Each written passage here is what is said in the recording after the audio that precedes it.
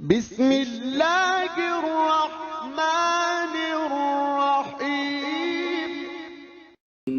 In the name of Allah, the Beneficent, the Merciful.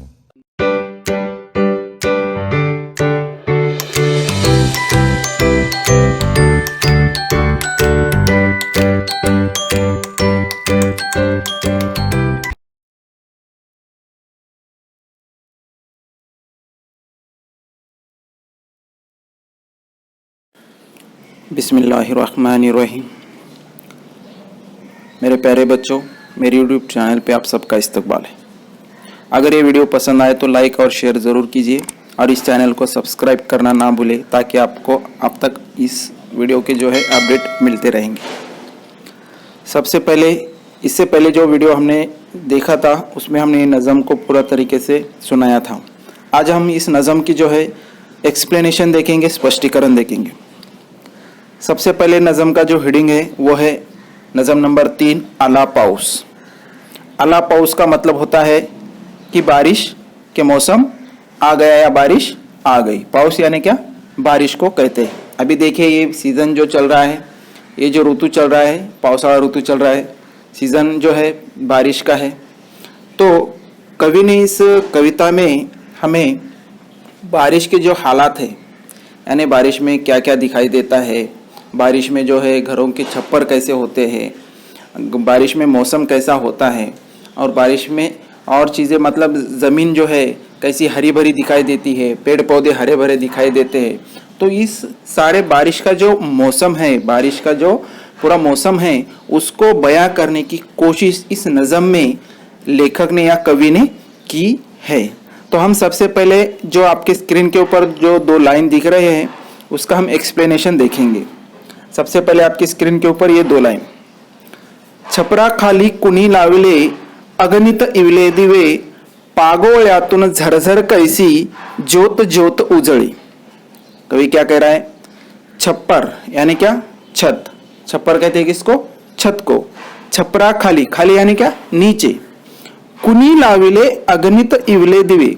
कुणी la Vella यानी मैं अगर किसी को सवाल पूछता हूं कौन है ये, किसने किया ये, तो वहां पे मराठी में क्या कहते हैं उसको? कुणी लाविले यानी किसने लगाए। अगणित इवले दिवे, अगणित यानी क्या? अनकाउंटेबल, जिसकी कोई गिनती नहीं कर सकते। इवले यानी क्या? छोटे। दिवे यानी क्या? दिया। यानी कवि कह रहा है कि ये जो बारिश जब आ रही है, बारिश की बूंदें जब छप्पर के ऊपर गिर रही है, तो ऐसा लग रहा है कि किसी ने छत के नीचे, जब पानी बारिश का छत के नीचे जब टपकता है तो कवि को ऐसा महसूस हो रहा है कि किसने, वो दिए के जैसा लग रहा है। यानी एक एक बूंद जैसी टपकती है पानी की, तो वो कवि को क्या लग रहा है? जैसा किसी ने आकर यहाँ पर क्या लगाए हुए हैं? दिए लगाए हुए है। पागोळ्यातून झरझर कैसी ज्योत ज्योत उजड़ी। पागोली कहते हैं नारियल का जो दरख्त होता है उसके फांदी को पागोली कहते हैं। क्या कहते हैं? पागोली। अगर आप कोकण साइड वगैरह जाएंगे तो नारियल के दरख्त बहुत है, तो वो लोग क्या इस्तेमाल करते हैं छत के लिए? इस पागोली का इस्तेमाल करते हैं। पागोळ्यातून झरझर कैसी ज्योत ज्योत उजड़ी। अब कवि को ऐसा महसूस हो रहा है कि जैसा उस पागोली के ऊपर जैसे ही पानी के बूंद, यानी कि इमेजिन कीजिए कोई दरख्त का पत्ता है, उसके ऊपर जब बारिश के बूंदे गिरते ही है तो उस गिरने के बाद में वो जमीन पर टपकती है, तो एक साथ वो क्या होती है? शुरू होती है धीरे धीरे धीरे धीरे। तो ऐसा लगता है कवि को कि किसी ने ज्योत लगाई हुई है। ज्योत यानी क्या? दिया, दिए के जो आगे का होता है हिस्सा उसको कहते हैं ज्योत। तो वो पानी का जो बूंदे है वो ऐसे लग रही है कि किसी ने यहाँ पर ज्योत लगाई हुई है। अब आगे के 2 लाइन देखिए, ठिपके ठिपके थेंब जोडूनी रंगावली सजविती, रांगोळीत या इंद्रधनुचे रंग कसे पसरते। ठिपके ठिपके यानी बारिश की कैसी बूंदे हैं? ठिपके ठिपके बूंदे हैं, थेंब जोडूनी रंगावली सजविती। कवि कह रहा है कि जब ये बूंदे पानी की, जब ये बूंदे जमीन पर गिरती है, तो जमीन पर जब गिरती है तो वहां पे ऐसा लग रहा है कि रंगावली, रंगावली यानी क्या? रांगोली। रंगावली कहते हैं रांगोली, यानी कि जो हमारे भाई रहते हैं, हमारे हम वतन जो भाई रहते हैं, वो क्या करते हैं? अपने घरों के सामने रंगोली निकालते। आपने बहुत जगह पर देखा होगा। तो वो रंगोली के अंदर अलग अलग तरह के क्या होते हैं? रंग होते, और क्या होते? टिपके होते। पहले क्या बनाई जाती रंगोली? रंगोली का बुनियाद जो है ठिपकों से बनता है, यानी पहले ठिपके लगाए रहते हैं और उसको फिर जोड़कर क्या बनाई जाती है? एक रंगोली बनाई जाती है और उसके अंदर बाद में से जो है आखिर में कलर दिया जाता है, तो रंगोली बेहतरीन दिखती है। तो कवि वही यहाँ पे एक्सप्लेन करना चाह रहे कि जैसा ठिपके ठिपके थेंब जोड़नी, यानी बारिश का एक एक बूंद जोड़कर ऐसा लग रहा है कि यहाँ पर क्या बनी हुई है? एक रंगोली बनी हुई है।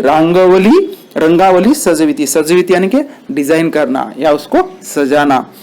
रांगोळीत या इंद्रधनुचे रंग कसे पसरती।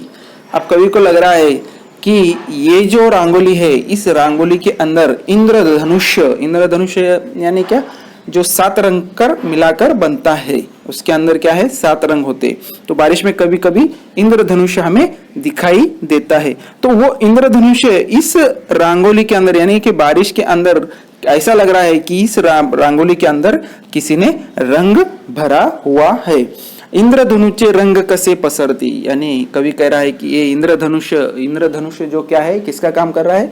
उस रंगोली के अंदर जो ठिपके वाली जो पानी के बूंदे जमीन पर गिर रही है, उस बूंदों के अंदर इंद्रधनुष्य जो है रंग भरने का काम कर रहा है। आगे के नेक्स्ट लाइन देखिए आपके स्क्रीन के ऊपर। मखमल हिरव्या दाट तृणांची मध्येच पांघरलेली तृणपुष्पांची नाजूक पखरण नक्षीदार सजलेली। मखमल हिरव्या दाट तृणांची, तृण कहते हैं घास को, गवत को। मध्येच पांघरलेली यानी कि अब पूरी सारी जमीन ऐसी लग रही कि हरी भरी, यानी घास का किसी ने क्या किया हुआ है? किसी ने एक चादर बिछाई हुई है। मखमल हिरव्या, मखमल यानी क्या? मखमल का कपड़ा जैसा दिखता है, उसी तरह हरा जो मखमल का कपड़ा है वो ये जमीन ने अभी बिछाया हुआ है, ऐसा कवि को लग रहा है। क्यों? क्योंकि अभी ये बारिश का मौसम है और बारिश में आने के बाद में घास जो है, हरा भरा घास सब तरफ जो है हमें दिखाई देता है। तृण पुष्पांची नाजुक पखरण नक्षीदार सजलेली। तृण पुष्प यानी घास के ऊपर जो फूल आते हैं उसको तृण पुष्प कहते हैं, यानी बहुत सारे फूल जो है हमें जमीन के ऊपर दिखाई देते हैं। नाजुक पखरण यानी ऐसा लगता है कि जैसा हमने उसको बिछाया हुआ है। नक्शीदार सजलेली यानी डिजाइन किया हुआ, नक्शीदार यानी क्या? डिजाइन किया हुआ। अगर कोई चीज डिजाइन कर कर बनाई होती है तो बहुत अच्छी खूबसूरत दिखाई देती है। उसी तरह कवि यहाँ पर कह रहा है कि जमीन अब ऐसी लग रही है कि किसी ने किया हुआ है, डिजाइन किया हुआ। और वो डिजाइन का किया हुआ है? फूलों का। जैसा हम घर में फ्लावर पॉट के अंदर फूल लगाते हैं, ऐसे ही तरह कवि को लग रहा है कि जमीन के ऊपर किसी ने क्या किया हुआ है? पूरे तरह नक्शीदार फूल बिछाए हुए है। टप टप टप टप संगीत धुन ही दाही दिशातून छपरावरती तबला होऊन वाजवीत कोण। अब जब बारिश के बूंदे हमारे छत के ऊपर गिरती है, आप स्लैब के छत रहेंगे तो उतना दिखाई नहीं देगा, लेकिन पत्थर या फिर कौलारू के अगर मकान होंगे तो वहां पर जब बारिश की बूंदे गिरती है तो बिल्कुल उसका आवाज हमारे कानों तक सुनाई देता है। तो कवि कह रहा है कि ऐसा लग रहा है कि दाही दिशा तो नहीं, यानी कि आथरा पूरी दिशाओं से मुझे वो जो पानी की बूंद का जो आवाज है वो ऐसा लग रहा है कि कोई छत के ऊपर बैठकर कोई तबला बजा रहा है, यानी ऐसा उसका आवाज हमें सुनाई दे रहा है। कौन कह रहा है? ये कवि कह रहा है। आखिर के 2 लाइन देखिए आपके स्क्रीन के ऊपर। वर्षा ऋतूचा दिव्य सोहळा हिरव्या रंगातून, यानी ये जो वर्षा ऋतू यानी क्या? पावसाळा। दिव्य यानी क्या? बहुत बड़ा। सोहळा यानी क्या? कोई इवेंट, जिससे जैसा ऐसा लगता है कि कोई शादी का हम क्या करते हैं? सोहळा, लग्नाचा सोहळा कहते हैं उसको। तो ऐसा एक क्या लग रहा है कि ईद के जैसा उसको महसूस हो रहा है।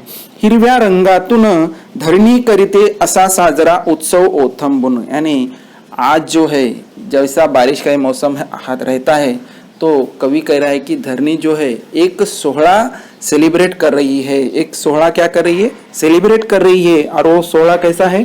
हिरव्या रंगातून, यानी पूरी तरह सब तरफ धरती क्या बनी हुई है? घास से लबालब है। सब तरफ क्या है? हरा हरा भरा हुआ दिखाई दे रहा है। सब तरफ फूल है, बारिश के बूंदे गिर रही है, यानी कि मौसम ऐसा लग रहा है कि धरनी एक क्या कर रही है? जैसा हम देखो किसी फंक्शन में जाते हैं तो वहाँ पे दिए लगाए हुए होते हैं, फंक्शन में टेंट होता है, सब तरफ फूलों से सजाया हुआ होता है, यानी कि कैसा ऐसा लगता है कि यहाँ पे आप क्या होने वाला है? किसी की शादी होने वाली है। तो उसी तरह आज इस धरती पर ऐसा लग रहा है वर्षा ऋतु आने से कि यहाँ पे धरनी ने जो है एक सोहड़ा का क्या किया हुआ है, अरेंज किया हुआ है। और ये उत्सव ओथम्बुन उत्सव यानी क्या, देखो दिवाली का क्या होता है, उत्सव होता है। रमजान ईद की क्या होता है, उत्सव होता है। तो ऐसा लग रहा है कि अब ये कोई ईद के जैसा धरनी क्या कर रही है, सेलिब्रेट कर रही है। तो प्यारे बच्चों, उम्मीद करता हूँ कि ये नज़म आपको समझ में आ गई होंगी। अस्सलाम वालेकुम। आगे के वीडियो में हम इसके सवाल जवाब देखेंगे। इस चैनल को सब्सक्राइब करना ना भूलें। अस्सलाम वालेकुम।